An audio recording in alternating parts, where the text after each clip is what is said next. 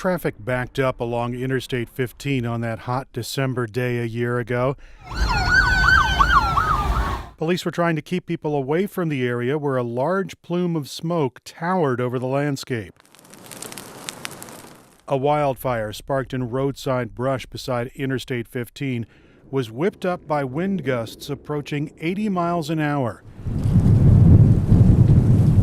County official Ron Lane told reporters that night that firefighters had a very rough day once the flames took off and began burning out of control. There are going to be more evacuations.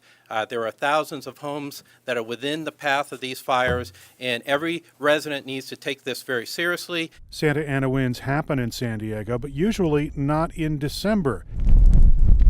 CAL FIRE's Isaac Sanchez says the late season wind event was already responsible for a number of fires to the north. It was several days into a significant Santa Ana wind event. I believe this was the 7th or 8th fire that had broken out in Southern California. The flames quickly reached a mobile home community near Interstate 15. Many of the houses were consumed by flames, but the people got out. The public was ready to go. They made the decision to evacuate themselves.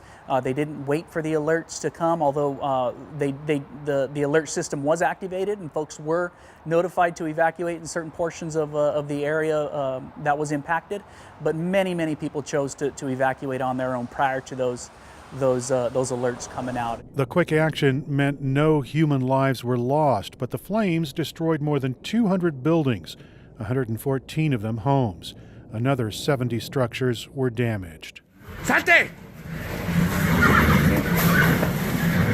And there was a tragedy at San Luis Rey Downs. Horses panicked as the swift-moving flames approached the stalls at the training center.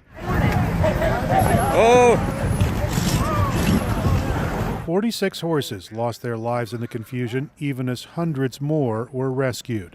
State, federal, and local officials stepped in quickly to help with recovery efforts, and the San Diego Foundation's Regional Disaster Fund delivered more than $1.5 million in aid during the past year. The foundation's Connie Matsui says people had their lives turned upside down by the fire.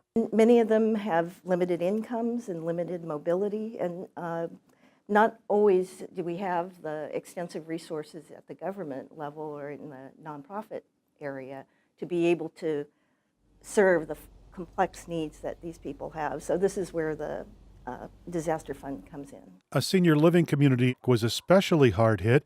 KPBS reporter Matt Hoffman went to the Rancho Montserrat Country Club to see how the rebuilding is going.